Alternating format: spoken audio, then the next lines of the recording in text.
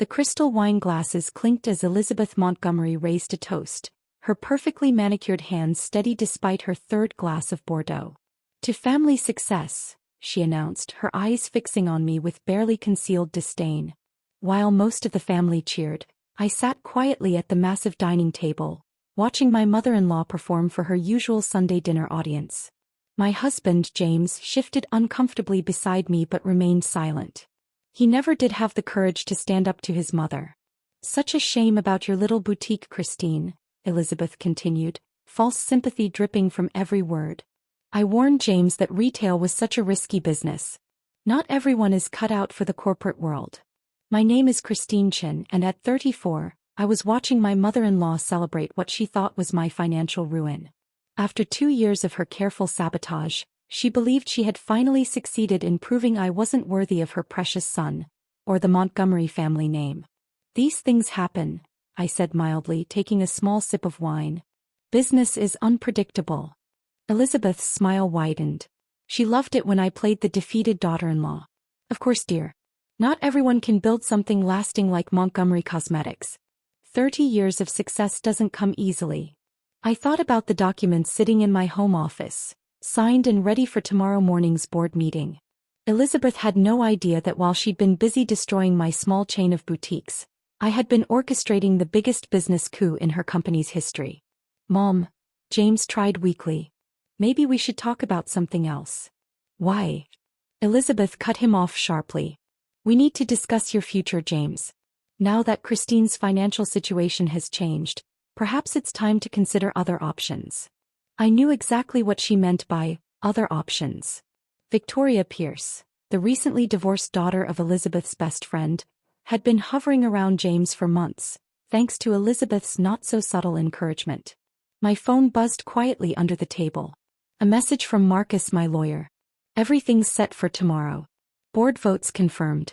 She won't know what hit her. I excused myself to the bathroom, needing a moment to compose myself. In the massive marble bathroom of the Montgomery mansion, I stared at my reflection and thought about how it had all started. 3 years ago, I'd been the rising star of the retail world. My boutique chain, Style Haven, was expanding rapidly, featured in major fashion magazines, and attracting attention from luxury brands. Then I made what Elizabeth considered my fatal mistake. I married her son. James and I had met at a charity gala. He was sweet, kind, and completely dominated by his mother. I loved him anyway, and foolishly thought love would be enough to overcome Elizabeth's disapproval of my new money status and Chinese-American background. The sabotage started small. Elizabeth casually mentioned to her society friends that my boutiques had quality issues. Soon, key suppliers suddenly canceled contracts. Landlords raised rents or refused to renew leases. Each problem seemed random, but I knew better. What Elizabeth didn't know was that I had been recording everything. Every phone call where she urged suppliers to drop me, every meeting where she pressured property owners, every subtle threat she made. More importantly, she never noticed the group of investment firms quietly buying up shares of Montgomery Cosmetics over the past year.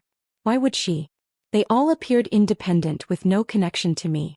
My phone buzzed again. Another message from Marcus. "Final share count confirmed. You control 62% through the holding companies. Board meeting scheduled for 9 a.m.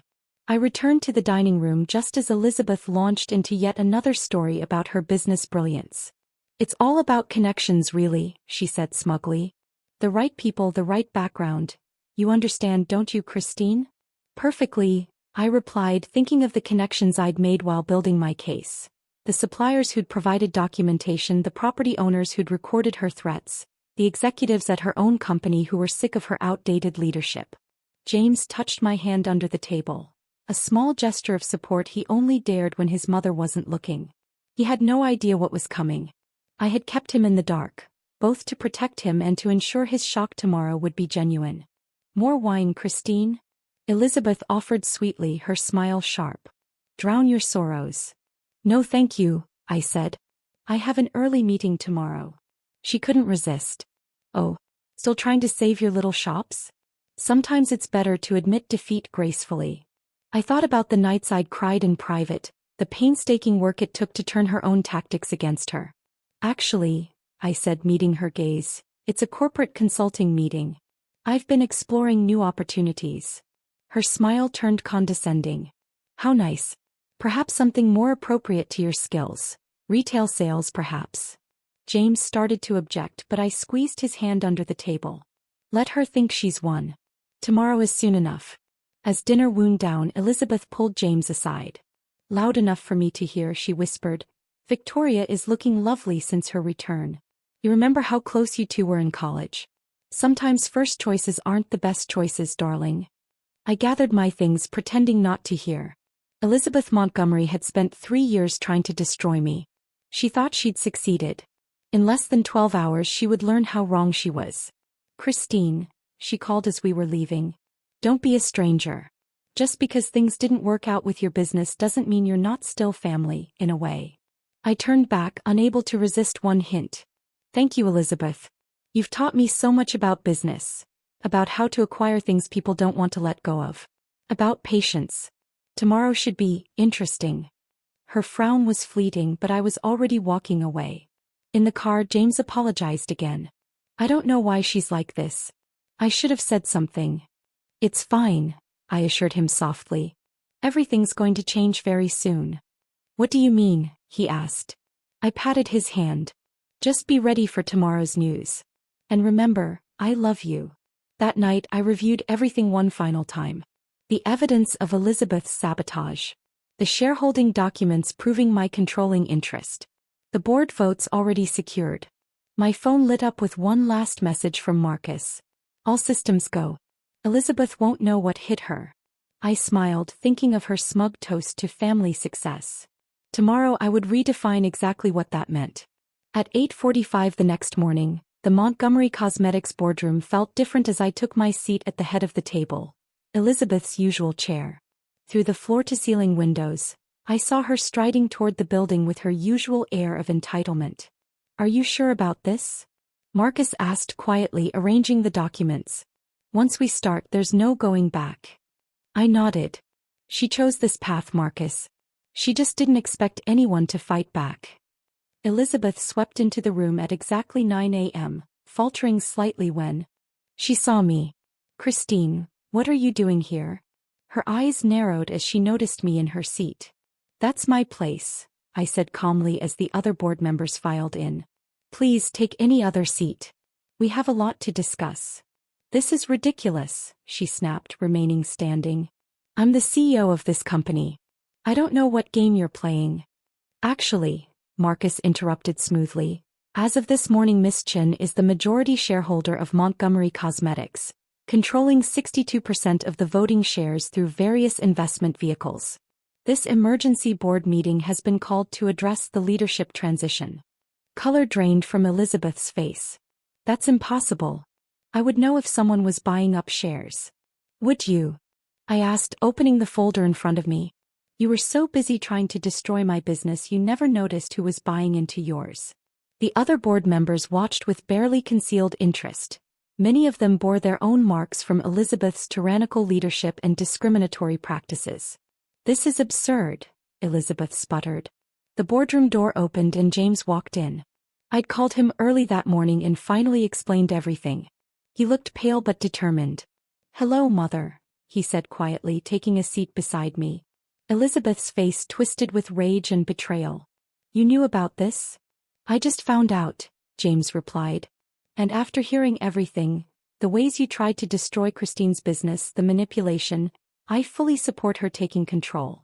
The votes are already secured, Marcus added, distributing documents. The board has agreed a change in leadership is necessary for the company's continued growth and ethical operation. I watched Elizabeth's carefully maintained facade crack as she realized the depth of what was happening. You can't do this to me, she whispered. This company is my life. Like my business was mine? I asked quietly. Before you systematically destroyed it, I asked for nothing but a chance. I stood. I have evidence of everything, every threat, every coerced contract, every act of sabotage. I projected the evidence onto the boardroom screen. Emails, recorded conversations, sworn statements from suppliers and property owners.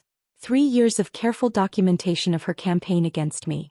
The room fell silent as the board members reviewed the files with growing concern. Elizabeth's actions were no longer merely personal. They were unethical and potentially illegal. "What do you want?" she finally asked, her voice hollow.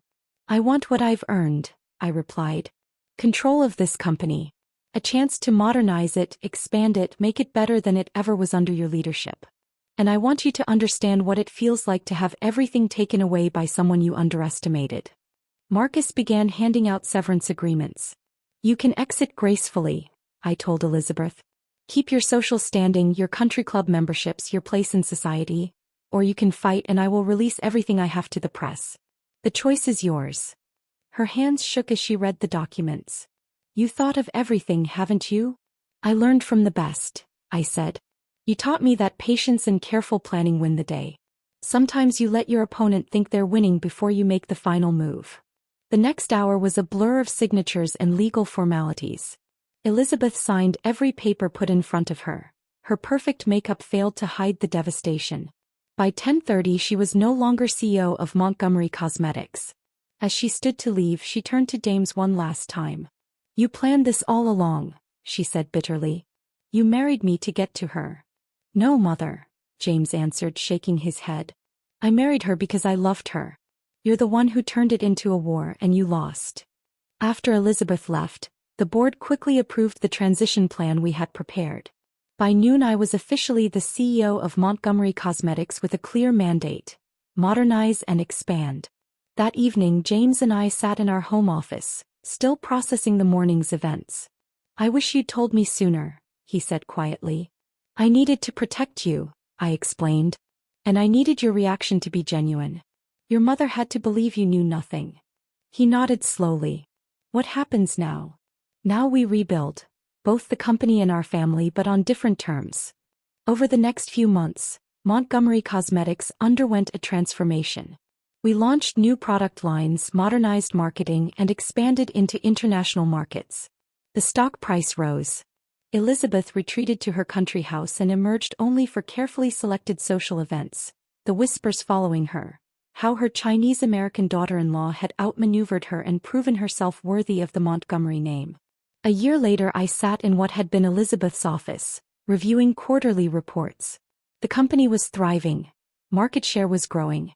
The phone rang. It was Elizabeth. I understand now," she said without preamble. "What I did to you, what it feels like." "That was the point," I replied. "The company is doing better than ever." "Perhaps I was wrong about you," she said after a long pause. "James mentioned you're expecting a girl due in March. I would like to be part of her life if you'll allow it." I looked at the family photo on my desk. James and me at last year's gala, both genuinely smiling for the first time in years. "We can try," I said carefully, "but things will be different. No manipulation. No games. No trying to control everything." "I understand," she said quietly. "You've certainly proved you're stronger than I thought." After we hung up I walked to the window and looked out over the city. Elizabeth had spent years trying to prove I wasn't good enough for her family or her company. In defeating her, I'd shown I was not only good enough, I was better. The company flourished under my leadership. James found his own strength and started a foundation to help small businesses harmed by corporate bullying. Elizabeth, for her part, learned what it meant to ask instead of demand, to accept instead of control. Sometimes at family gatherings I catch her watching me, not with the old contempt but with something like respect. She's learned that true power isn't destroying others to hold sway. It's building something stronger from the ashes of what others try to destroy.